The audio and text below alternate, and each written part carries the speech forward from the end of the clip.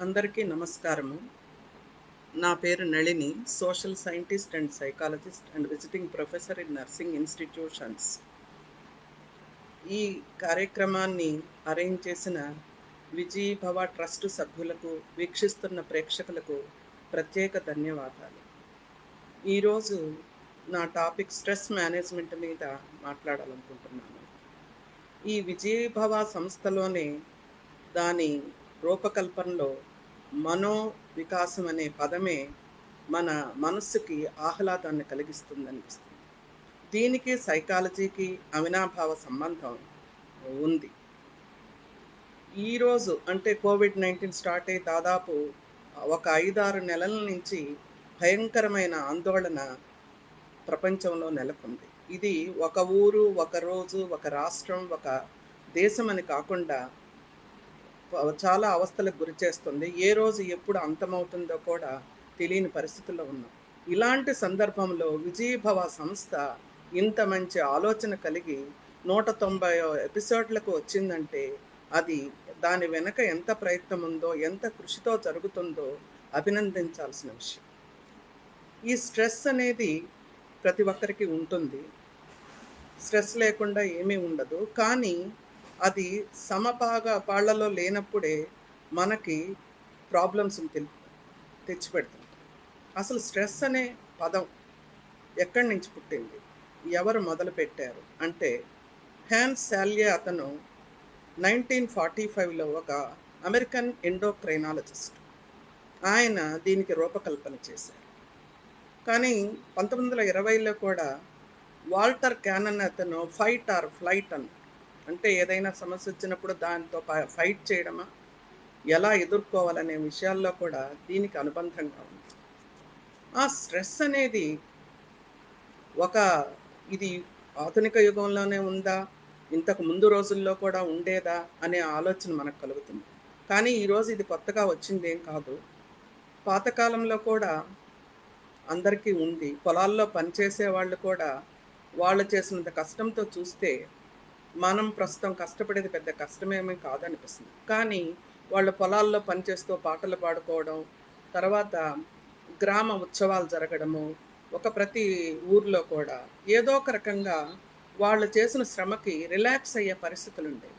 అటు పిల్లలు ఆడుకునే దానికి కానీ, తర్వాత ఈ ప్రతి విషయంలో కొందరు సాయంత్రం అయితే కూడా పూర్ కండిషన్‌లో ఉన్నవాళ్ళు కూడా ఈవినింగ్ అయితే ఏదో ఒక రకంగా వాళ్ళు రిఫ్రెష్ అయ్యేదానికి వాళ్ళకు తగిన కార్యక్రమాలతో వాళ్ళు రిలాక్స్ అయ్యేవాళ్ళని అనిపిస్తుంది. తర్వాత చూస్తే ఈ జానపదాలు గానీ, కొందరు హరికథలు, బుర్రకథలు, స్టేజ్ డ్రామాలు ఎక్కువ ఉండేవి విలేజెస్‌లో. ఆ రకంగా వాళ్ళు స్ట్రెస్‌ని బ్యాలెన్స్ చేసుకునేవాళ్ళేమో అనిపిస్తుంది. ఇంకో విషయం ఏంటంటే, ఇది ఎవరికుంటుంది? ఏజ్ గ్రూప్‌తో ఏదన్నా సంబంధం ఉందా? అనే ఆలోచన కూడా కలుగుతుంది. కానీ ఇది చిన్న పిల్లల నుంచి పెద్దవాళ్ళ వరకు కూడా స్ట్రెస్ అనేది ఎక్కువ అవ్వడం, తక్కువ అవ్వడము, బ్యాలెన్స్ చేసుకోలేకపోవడము మామూలే. మనం అనుకుంటాం. చిన్న పిల్లల్ని చూడండి వాళ్ళు నా పాకేటప్పుడు కానీ కూర్చోవడానికి ప్రయత్నిస్తుంటారు. తర్వాత కూర్చున్న తర్వాత నిలబడేదానికి ప్రయత్నిస్తున్నారు. వాళ్ళు పడిపోతే తెలియకుండా ఏడుస్తారు. అంటే వాళ్ళు అనుకున్న గోల్‌ని రీచ్ అవ్వలేదని చెప్పి వాళ్ళకి ఆ టైంలో కూడా వాళ్ళు ఏడవడానికి నొప్పి తగిలి కాదు. ఆ అనుకున్న డెస్టినేషన్ చేరలేకపోయామని ఆలోచనలు. అలాగే స్కూల్ డేస్‌లో కూడా స్కూల్‌లో జాయిన్ అయ్యాక ఇట్లు స్కూల్ రెస్ట్రిక్షన్స్ గానీ, ప్రైమరీ లెవెల్‌లో కూడా పేరెంట్స్‌ని వదిలిపెట్టడం, ఉండడము, తెలియకుండానే వాళ్ళ మనసులో ఒక రకమైన బాధకు గురి చేస్తుంది. తర్వాత ఈ హై స్కూల్ లెవెల్‌కొచ్చేటప్పటికి కూడా వాళ్ళ హార్మోన్స్ చేంజెస్ ఉంటాయి. ముఖ్యంగా ఆహ్, చైల్డ్‌హుడ్ నుంచి అడోలసెంట్‌కి స్టార్ట్ అయ్యేటప్పుడు, అడోలసెంట్ ఏజ్ టీనేజ్‌లో కానీ రకరకాలగా స్ట్రెస్ కలిగే అవకాశాలున్నాయి. వాళ్ళ ఇచ్చిన హోమ్ వర్క్ చేయలేకపోవడం, ఇంకేదైనా తక్కువ మార్క్స్ వస్తే టీచర్ తిట్టినప్పుడు కానీ, పేరెంట్స్ చదవనప్పుడు, ఇలాగ రకరకాలుగా ఎదిరించలేక తెలియని చేంజెస్‌లు వాళ్ళలో కనిపిస్తుంటాయి. ఇంకోటేంటంటే, అప్పుడే వాళ్ళు ఆపోజిట్ జెండర్ వైపో అట్రాక్ట్ అవ్వడము, ఇవి కూడా పైకి చెప్పలేకపోవడము, పంచుకోలేకపోవడము, ఈ రకంగా కూడా స్ట్రెస్‌కి గురయ్యే అవకాశం ఉంది. తర్వాత అడల్ట్‌హుడ్ స్టేజ్‌కొచ్చేటప్పటికి చదువు పూర్తయిపోయింది. ఎంప్లాయ్‌మెంట్ ఉద్యోగం వస్తుందో లేదో, బిజినెస్ చేయగలనో లేదో, రకరకాలుగా ప్రతి దశలోనూ ఉంటుంది. ఒక వ్యాపారం మొదలుపెట్టాక దీని పూర్వాపరాలు ఎలా ఉంటాయి? లాభమా? నష్టమా? తర్వాతేంటంటే మ్యారేజ్‌కొచ్చేటప్పటికి adjustment with the life partner. ప్రతి దశలోనూ ఈ స్ట్రెస్, ఇంబాలెన్సెస్ వస్తూ ఉంటాయి. తర్వాత ఓల్డ్ ఏజ్‌కొచ్చే వాళ్ళకి ఏమీ సమస్యలు అనుకోవడానికి లేదు. సీనియర్ సిటిజన్స్ అయ్యాక రిటైర్మెంట్ స్టేజ్.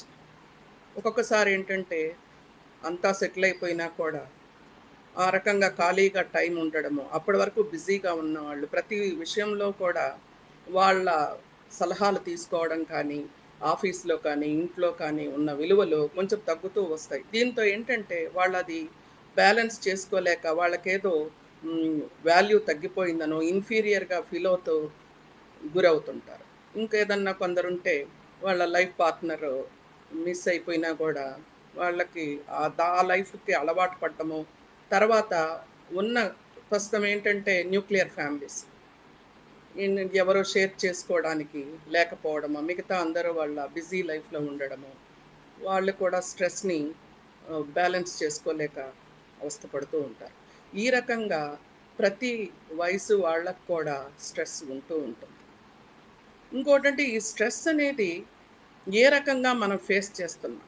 ఇది శారీరకంగాను, మానసికంగాను 2 రకాలుగా ఉంటుంది. ఈ అందుకే దీన్ని ఒక్కొక్కసారి మనకి ఆనందంతో ప్రతి పని చెయ్యాలనే యాక్టివిటీతో ఉంటాం. దాన్నే పాజిటివ్ స్ట్రెస్ అంటారు. యూస్ట్రెస్. అంటే ఏదైనా మనము ఆహారం తినకపోయినా ఆ ఆనందం కలిగించే విషయంతో ఇంకొంచెం యాక్టివ్‌గా, ఇంకొంచెం స్ట్రెయిన్ తీసుకొని కూడా పని చేయడానికి రెడీ అవుతుంది. అదేంటి ఎక్కడి నుంచి వస్తుంటే అదే పాజిటివ్ స్ట్రెస్. ఒక్కొక్కసారి అన్నీ ఉన్నా నిరుత్సాహంతో ఫిజికల్‌గా కూడా ఎనర్జిటిక్‌గా ఉన్నా కూడా ఈ పని చేయలేమేమో అనుకోకుండా చేయడానికి ప్రయత్నించరు. ఇంకోటేంటంటే లోన్‌లీగా ఉండడానికి ప్రయత్నిస్తూ ఉంటారు. ఏదో ఆలోచనలతో ముందుకు పోలేకపోతుంటారు.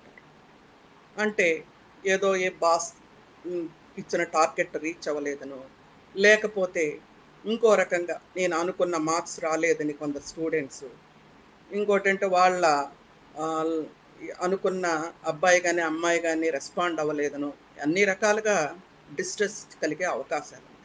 అందుకని దీన్ని పాజిటివ్ స్ట్రెస్, నెగెటివ్ స్ట్రెస్‌గా ఉంది. ఇంకో 2 విషయాలు కూడా 2 పదాలు కూడా ఉన్నాయి. Acute stress, chronic stress. Acute stress అంటే ఇది షార్ట్ డ్యూరేషన్. అంటే కంటిన్యూయస్‌గా ఉండదు. ఏదో అంటే ఉండకపోవడం అంటే దాన్ని చేంజ్ నుంచి ఆ పరిస్థితుల్లోంచి మనము దాటుకొని ఇంకేదో రకంగా దాని నుంచి రిలాక్స్ అవ్వడంతో ఆ స్ట్రెస్ తొలగిపోతుంది.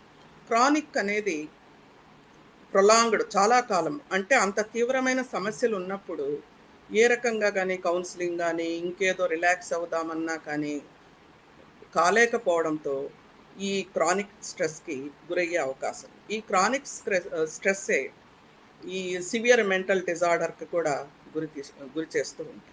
ఈ రకంగా ఈ 2 రకాలుగా ఈ ఆరోగ్యపరంగా చాలా తీవ్రమైన క్రానిక్ స్ట్రెస్ అన్నమాట. మన దేశంలో ఈ స్ట్రెస్ గురించి ఎలాంటి ప్రాబ్లమ్స్ ఫేస్ చేస్తున్నాం అని చూస్తే 2019 డిసెంబర్ హెల్త్ బులెటిన్ రిలీజ్ చేసిన దాని ప్రకారము 2 దశాబ్దాల క్రితం వరకు లైఫ్ స్పాన్ 58 ఇయర్స్‌గా ఉండేది. అది దాదాపుగా ఈ 65 సంవత్సరాలకు పెరిగింది. పెరగడం అంటే లైఫ్ స్పాన్ ఇంతకుముందు పల్లెటూళ్ళలో గాని ఎక్కడైనా కర్ర పట్టుకొని నడిచే వ్యక్తులు కనిపించేవారు. ఇప్పుడు చూద్దామన్నా కూడా దొరకడం. అంటే లైఫ్ స్పాన్ చాలా వరకు తగ్గిపోయింది. ఈ మధ్య కాలంలో ఈ హార్ట్ ప్రాబ్లమ్స్‌తో స్ట్రెస్ ఎక్కువైపోయి మా నెల్లూరు డిస్ట్రిక్ట్‌లోనే 49 ఇయర్స్ లైఫ్ స్పాన్ హార్ట్ ప్రాబ్లమ్‌తో జరిగింది. ఇంకోటి ఈ అంబులెన్స్ యూజ్ చేసిన వాళ్ళు 2017 స్టాటిస్టిక్స్ ప్రకారము 13,000 people they used ambulance with heart problems. ఈ రకంగా ఒక గ్రామ వాతావరణం కావచ్చు, ఒక పట్టణ వాతావరణం కావచ్చు, రకరకాలుగా స్ట్రెస్ కలుగుతుంది. ఈ పరిస్థితుల్లోనే అడిక్ట్స్ అయిపోతున్నారు. విలేజెస్‌లో అయితే 15 ఇయర్స్ లైఫ్ స్పాన్‌తో టొబాకోకి అడిక్ట్ అవ్వడం. ఈ మధ్య కాలంలో అయితే ఎక్కడో బార్డర్ స్టేట్స్‌లో వినేవాళ్ళం. డ్రగ్స్‌కి వాటికి అలవాటు పడినారు యూత్ అని వినేవాళ్ళం. ఇప్పుడు అలా కాదు. ప్రతి జిల్లాలో ఈ మధ్య కాలంలో ఇంటర్మీడియేట్ బోర్డ్ వాళ్ళు ప్రత్యేకంగా దీని గురించి ఎలా అరికట్టాలి, స్టూడెంట్స్‌ని ఎట్లా ప్రొటెక్ట్ చేసుకోవాలి అనే దానిలో కూడా చాలా ఆలోచనలు చేస్తూ ఉన్నారు. అంటే ఎందుకు వీటికి అడిక్ట్ అవుతున్నారు? స్ట్రెస్‌ని తట్టుకోలేక. ఎలా బ్యాలెన్స్ చేసుకోవాలి? ఇలా చూస్తే 65% స్టూడెంట్స్ ఎగ్జాస్ట్ అయిపోతారు. ఇప్పుడు చెప్పిన సమస్యల్లాగే. ఒక 42% యాంగ్జైటీ, 37% డిప్రెషన్, స్లీప్ డిజార్డర్స్ అన్నమాట. నిద్ర లేకపోవడం. ఇవన్నీ ఎక్కువైపోతే వాళ్ళు చదివే చదువు మీద శ్రద్ధ ఉండదు. వాళ్ళు ఏం పని చెయ్యాలి? నెక్స్ట్ గోల్ ఏంటి? అనే ఆలోచన కూడా వాళ్ళలో తగ్గిపోతుంది. ఏది రైట్ డెసిషన్ అనేది కూడా తీసుకునే అవకాశం లేకుండా పోతుంది. అందుకనే ఈ స్ట్రెస్‌ని బ్యాలెన్స్ చేసుకోవాల్సిన పరిస్థితి ఏర్పడింది. అసలు ఈ స్ట్రెస్ ఎందుకొస్తుంది? అసలు ఎలా తెలుసుకోవాలి? మనకు స్ట్రెస్ ఉందా? లేదా? యెస్ అనుకుందాం ఫస్ట్. ఫస్ట్ సెర్చ్ చేస్తాం. ఏ రకంగా నేను ఫీల్ అవుతున్నాను? ఎందుకొస్తుంది? Why I am so dull అనే ఆలోచన. టీ. టైమ్ మేనేజ్ చేసుకునే పనిని ప్లాన్డ్ ప్రకారము ఏ రోజు ఏది చెయ్యాలి? ఒక ప్రీ ప్లాన్డ్‌గా అనుకున్న టైంకి చేస్తూ ఉంటే కూడా మనం ఒక విధంగా ఒక టాలెంట్‌తో దాన్ని ఎదుర్కోవచ్చు. ఆర్ అంటే రిలాక్స్ అవ్వాలి. కొందరేంటంటే చిన్న వయసులోనే మిలియనీర్స్ అయిపోవాలి, కరోడ్‌పతీస్ అయిపోవాలి అని ఓవర్ థింకింగ్‌లో కూడా. అంటే దాన్ని పద్ధతి ప్రకారము చేసుకుంటే ప్రాబ్లమ్ లేదు. ఒకేసారి ఒక శక్తికి మించిన వ్యాపారాలు మొదలుపెట్టడము, శక్తికి మించిన కోరికలతో కూడా వాళ్ళ లిమిట్స్ ఏంటనేది మర్చిపోయి రకరకాల ప్రాబ్లమ్స్ కొని తెచ్చుకో ఉంటారు. అంటే ఎమోషన్స్‌ని బ్యాలెన్స్ చేసుకోవాలి. తెలిసి తెలియకుండా ఊరికే మిగతా వాళ్ళ మీద కోపం పడితే ఏ పని జరగదు. ఎందుకు నాకిలా ఎమోషన్స్ ఇంబాలెన్స్ అవుతున్నాను అనేది కూడా ఆలోచించుకోవాలి. యెస్ అంటే ఎందుకు? ఎలాంటి సజెషన్ అయితే నాకు వీలవుతుంది? అంటే వాళ్ళకై వాళ్ళు ఆలోచించుకోవాలి. ఆ రకంగా కూడా సజెషన్స్ ఇంకేదైనా ఎనదర్ యెస్ అంటే హౌ టు సప్రెస్ అంటే ఈ స్ట్రెస్ అనేది బ్యాలెన్స్ చేసుకునేదానికి నా ఆలోచనలు ఎలా మార్చుకోవాలి అని ప్రత్యేక శ్రద్ధతో ఉంటే తప్పకుండా మనము స్ట్రెస్‌ని బ్యాలెన్స్ చేసుకోవచ్చు. ఆరోగ్యపరంగా ఎలాంటి సమస్యలొస్తున్నాయంటే, ఇప్పుడు డేటా చెప్పాము. హెల్త్ బులెటిన్ ప్రకారం వచ్చింది. ఇప్పుడు చూస్తే కూడా ఆహ్, ప్రతి 7 మందిలో ఒకరు సైకలాజికల్ ప్రాబ్లమ్స్‌తో సఫర్ అవుతున్నారు. ఇంతకుముందు అంటే ఒక 15, 20 ఇయర్స్ బ్యాక్ 14 మెంబర్స్‌లో ఒకరు సఫర్ అయితే, ఇప్పుడు 7 మెంబర్స్‌లో ఒకరు సఫర్ అవుతున్నారు. అంటే రేషియో అలా ఉంది. ఎందుకిలాగా తగ్గుతూ వస్తుంది? ప్రతి 33 సెకండ్స్‌కి ఈ వీటితో సైకలాజికల్ ప్రాబ్లమ్‌తోనో చనిపోవడం కూడా ఎక్కువవుతుంది. ఇలాంటప్పుడు ఏది పాటిస్తే? ఇప్పుడు శారీరకంగా స్ట్రెస్ అనిపించినప్పుడు ఎలాంటి లక్షణాలు కనిపిస్తాయంటే, వాళ్ళకి ఆకలుండదు, నిద్రపోవాలనిపించదు. ఒకవేళ తింటున్నా, ఏం తింటున్నాం? ఎంత తింటున్నాం? అనేది కూడా ఆలోచన ఉండదు. తర్వాతేంటంటే ఊరికే ఫీవర్ రావడం, ఊరికే ఇంకేదో జలుబు, దగ్గు తెలియకుండానే అంటే జలుబొచ్చింది ఏదో అనుకుంటాం. ఇవన్నీ స్ట్రెస్‌కి సంబంధించినవే ఇవన్నీ. ఇంకోటి అల్సర్స్ కూడా దారితీస్తాయి. ఎక్కువ ఈ ఫుడ్ టైంకి తీసుకోకపోవడము వీటితో ఏంటంటే అల్సర్స్ వచ్చేదానికుంది. Diarrhoea, giddiness. కొందరేంటంటే ఏదో చేయాలి కొందరు పిల్లలు కూడా చూడండి అన్నీ చెయ్యాలి, చదవాలి, స్కూలుకెళ్ళాలన్నప్పుడు తెలియకుండాన ఏదో రేపు నెక్స్ట్ డే ఎగ్జామ్ ఉంటుంది. తెలియకుండా ఏదో కడుపులో తిప్పిందనో, గిడ్డీనెస్ అనో, షివరింగ్ రావడమో రకరకాలు. అంటే వాళ్ళ ఆలోచన విధానం అదే ఎగ్జామ్‌కి బాగా చదువుకొనంటే ఈ సింప్టమ్స్ ఏమీ కనిపించవు. ఇలాగా ఫిజియలాజికల్‌గా ప్రాబ్లమ్స్ కనిపిస్తాయి. ఇంకోటి మెంటల్‌గా ఏంటి సింప్టమ్స్? Memory loss. ఏది గుర్తుండదు. ఇంకోటంటే ఓవర్ యాంగ్జైటీ. ఏమవుతుందో? ఏమవుతుందో? ప్రతి చిన్న విషయానికి కూడా డిప్రెస్ అయిపోవడం. తర్వాత బీపీ హై రావడం, లో రావడం ఇవన్నీ కూడా ఇంకేదో ప్రాబ్లమ్‌తో పైకి చెప్పలేక ఈ రకంగా మన హెల్త్ లో తేడాలు కనిపిస్తాయి. మరొకటేంటంటే ఎప్పుడు ప్రతిదానికి మూడ్ చేంజ్ అయిపోవడం. మూడ్ డిజార్డర్స్ అంటారు. అనవసరంగా కోపపడ్డం. దేనికి ఏంటని వాళ్ళకే తెలీదు. కొందరు చిన్న రీజన్‌కి కూడా ఏడ్చేస్తూ ఉంటారు. అంటే వాళ్ళకి సైకలాజికల్‌గా some of the points make them to be depressed. ఇదేంటంటే పైకి చెప్పుకోలేక ఇంకో రకంగా మనుషులతో కలవాలనుకోరు. ఎప్పుడూ లోన్‌లీగా ఉండాలనుకుంటారు. సో, ఎప్పుడు హ్యాపీగా ఉంటే వాళ్ళు మిగతా వాళ్ళతో కలిసేదానికి కూడా పెద్ద వెనకాడరు. ఈ రకంగా ఫిజియోలాజికల్ స్ట్రెస్ ఉంటుంది. సైకలాజికల్ స్ట్రెస్ సింప్టమ్స్ ఉంటాయి. వీటన్నిటి నుంచి మనం ఎలా ఎదుర్కోవాలి? ఏ రకంగా బ్యాలెన్స్ చేసుకోవాలి? ఈ విషయంలో ఎప్పుడో మన పెద్దాయన మోడీ గారు వార్‌ని జయించేసి పీస్ తెచ్చుకోవడం కాదు. స్ట్రెస్‌ని బ్యాలెన్స్ చేసుకొని ఆరోగ్యాన్ని కాపాడుకోవాలి. దానికోసము యోగా అనేది ఒక పాస్‌పోర్ట్ అని మోడీ గారు ఎప్పుడో చెప్పారు. ఇంకోటేంటంటే ఈ మధ్య కాలంలో ఒక 3, 4 డేస్ బ్యాక్ పేపర్‌లో మా ఆంధ్రప్రదేశ్ సీఎం జగన్ గారు కొత్త పాఠశాలకి కొత్త సిలబస్‌ని రూపొందించాలని పాఠశాలలో వ్యాయామానికి కూడా ఒక భాగాన్ని కల్పిస్తున్నట్టు చదివాను. దీంతో ఏంటంటే చాలా వరకు స్ట్రెస్ ఇంబాలెన్స్ మూలాన వచ్చే ప్రాబ్లమ్స్ తగ్గుతాయనిపిస్తుంది. ఎందుకంటే ఒక గవర్నమెంట్ స్కూల్స్ విలేజెస్‌లో కూడా మా చిన్నతనంలో కూడా గమనించేవాళ్ళం. ప్రతిరోజు స్కూల్‌లో మార్నింగ్ నుంచి ఈవినింగ్ వరకు స్కూల్ ఉన్నా కూడా ఈవినింగ్ 4-5 గార్డెనింగో, లేకపోతే ఎన్ఎస్ఎస్సో, గేమ్సో ఏదో ఒకటి ఎక్సర్సైజ్. అంటే ఇది ఇంటికెళ్ళిపోయే ప్రసక్తే లేదు. ఏదో ఒక యాక్టివిటీ చెయ్యాలి. అప్పుడు చదువుకున్నోళ్ళు ఐఏఎస్‌లున్నారు, ఐపీఎస్‌లున్నారు, మినిస్టర్స్ ఉన్నారు, అందరూ ఉన్నారు. మరి వాళ్ళకంటే కూడా ఇప్పుడు చదువుతున్నా కూడా ఆ రకంగా వాళ్ళు రిలాక్స్ అయ్యే అవకాశం ఉంది. ఇప్పుడన్నా బ్యాగులు మోసే ప్రసక్తి లేదు.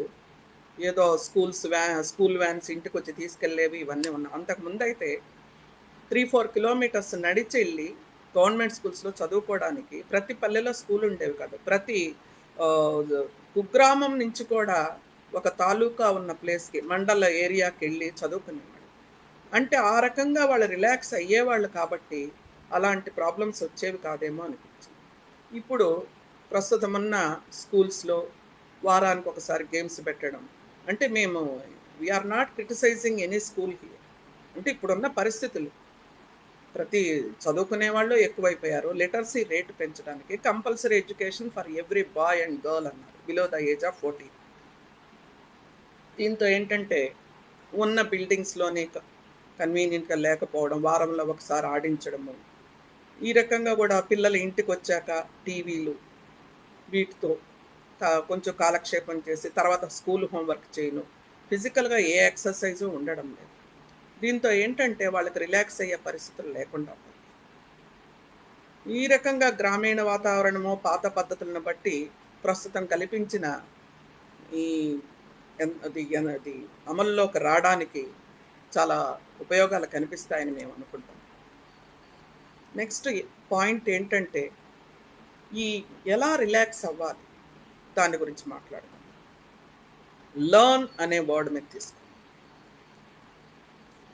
అంటే అభ్యసిద్దాం.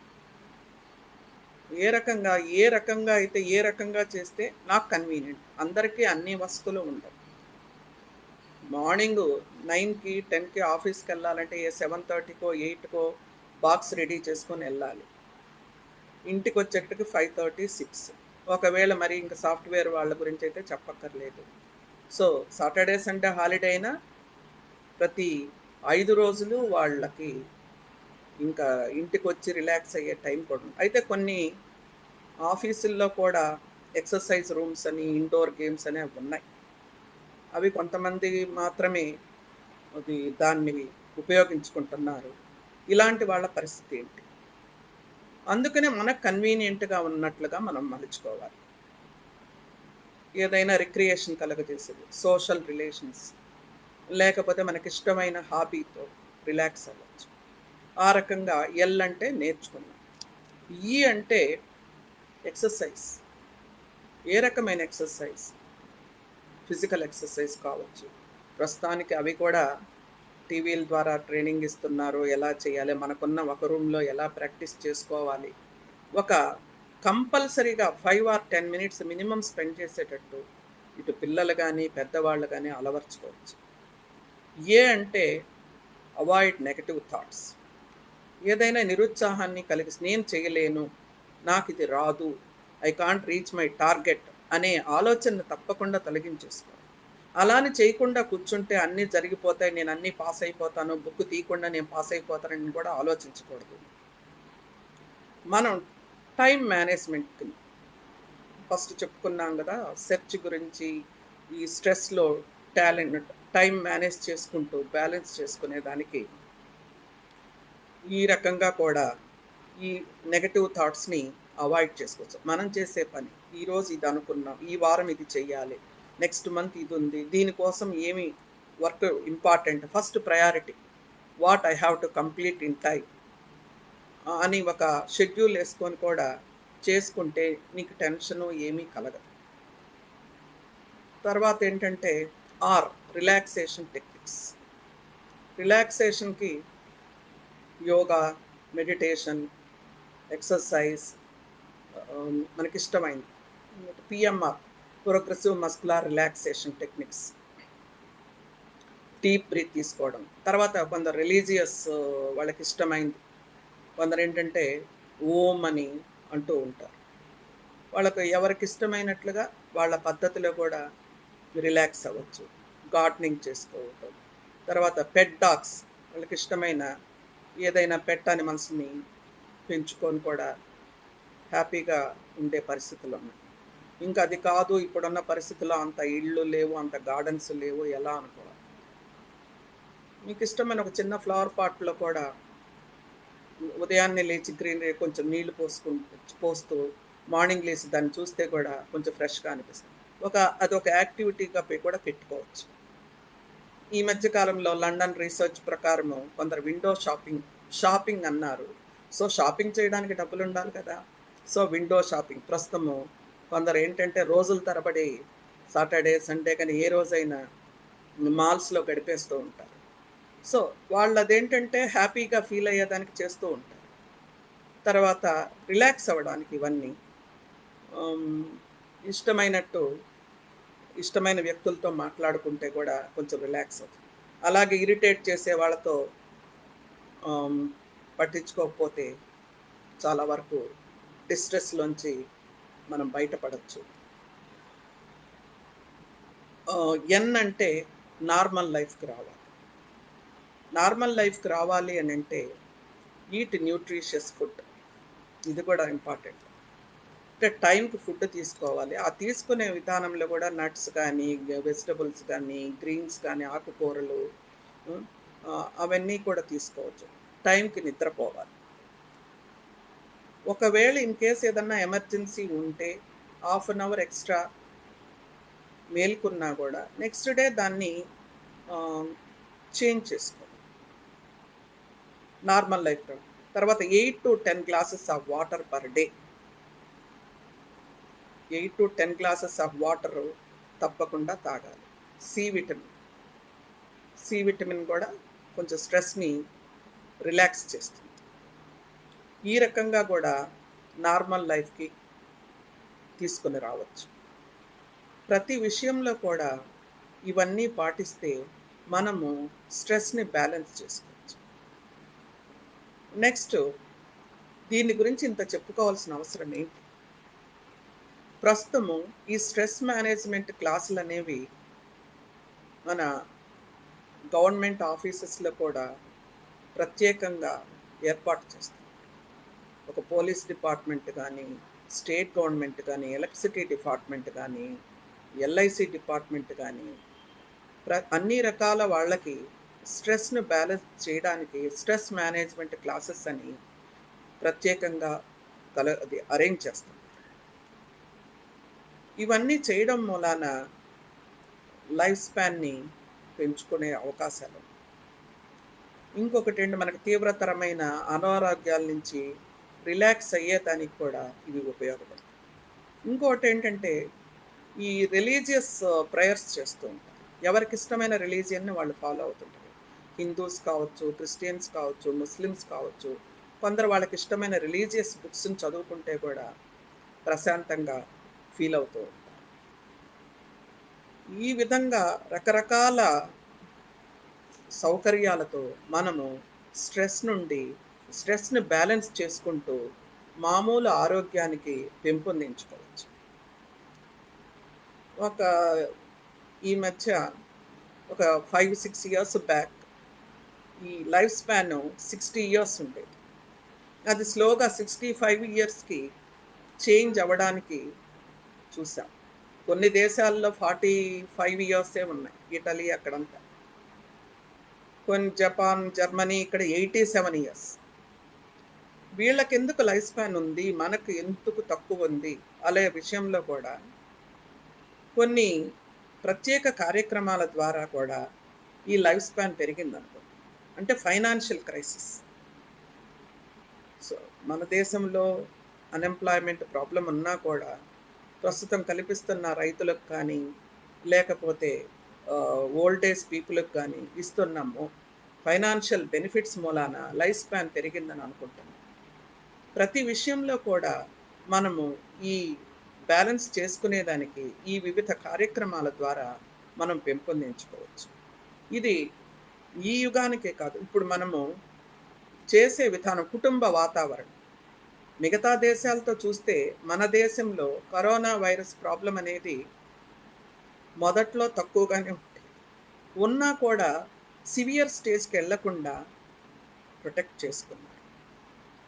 ఒక సోషల్ సైంటిస్ట్‌గా మేము అనుకున్నదేంటంటే, మన దేశంలో కుటుంబ వ్యవస్థకి ముఖ్య ఉద్దేశం. ఏ రకంగా ఉన్న ఫ్యామిలీ అనేది మనం ఎక్కువ వాల్యూ ఇస్తాం. ఇటు పేరెంట్స్ కావచ్చు, ఇటు చిల్డ్రన్ కావచ్చు, ఇటు బ్రదర్స్, సిస్టర్స్ ఏదో ఒక రకంగా సోషల్ రిలేషన్స్‌ని మెయింటైన్ చేసుకోవడం మూలాన ఈ ఈ కరోనా ప్రాబ్లమ్ వచ్చింది. ఇది చెప్పుకుంటున్నాము. ఒక విధంగా ఏదైనా కూడా ఇంతకుముందు ఏదో పెద్దవాళ్ళు ఏదకన్నా కష్టం వస్తే గోడ కన్నా చెప్పుకోవాలని. ఎందుకనేవాళ్ళ ఇది అని అనుకుంటాం. ఇప్పుడు ఈ దేశంలో నాకిలా ఉంది, మీకిలా ఉంది. ఎవరో ఒకరున్నారు మనుషులు మాట్లాడుకోవడానికి. అంటే ఇప్పుడు ఉన్న పిల్లలకి ఫోన్‌లు ఎక్కువ వాడడం మూలాన పెద్దవాళ్ళ నుంచి ఇది సంక్రమిస్తుంది. ఈ ఒక్కొక్క తరంలో కూడా తేడాలు కనిపిస్తున్నాయి. ఇప్పుడు అందరం ఫోన్‌లు అన్నీ ల్యాప్‌టాప్‌లు అన్నీ వాడుతున్నాం. కానీ అవసరమైన వరకే వాడుకుంటే కూడా మనకు స్ట్రెస్ దరిచేరదు.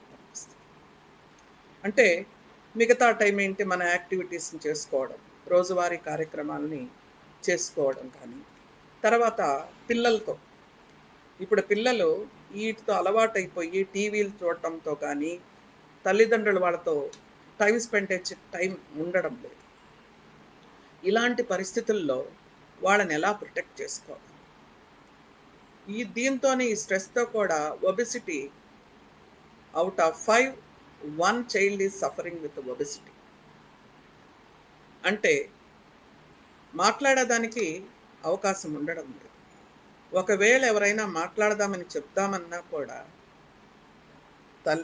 పేరెంట్స్‌కి గాని, పిల్లలకి గాని అలవాటు తగ్గిపోతుంది. ఇది ఇట్లా కొనసాగిపోతే కొద్ది సంవత్సరాల్లో ఓకలు కూడా పడిపోతుందేమో అనిపిస్తుంది. ఈ రకంగా ప్రతి విషయంలోనూ మనం శ్రద్ధ తీసుకుంటే, ఈ అన్ని రకాలుగా కూడా ఆరోగ్యాన్ని కాపాడుకుంటూ మన హెల్త్‌ని ప్రొటెక్ట్ చేసుకోవచ్చు. ఏ సమస్యొచ్చినా ఫైట్ ఆర్ ఫ్లైట్ అనే దానిలో ఎదుర్కొనే శక్తిని మన స్ట్రెస్‌ని బ్యాలెన్స్ చేసుకుంటే తప్పకుండా కలుగజేస్తుంది. ఇంకొకటి ఇప్పుడు 30% people leading life in rural areas. అర్బన్‌లో 70%. సో 2040కి we are expecting 40% they will come to urban area. అంటే గ్రామ వాతావరణము, గ్రామాలకెళ్ళాలి, గ్రామాల్లో ఏం జరుగుతుంది అనేది కూడా ప్రస్తుతము యంగర్ జనరేషన్‌కి ఇంట్రెస్ట్ ఉండడం లేదు. అంటే దే నీడ్ కంఫర్టబుల్ లైఫ్. అంటే స్ట్రెస్ ఉన్నా కూడా they are happy to lead life. ఎక్కడెక్కడ ఏదో టైం ఉంటే, ఫ్రీ టైం ఉంటే మాల్‌కెళ్ళొచ్చు. లేకపోతే ఒక మూవీకెళ్ళొచ్చు. విలేజ్‌కెళ్తే ఇవేమి ఉండవు.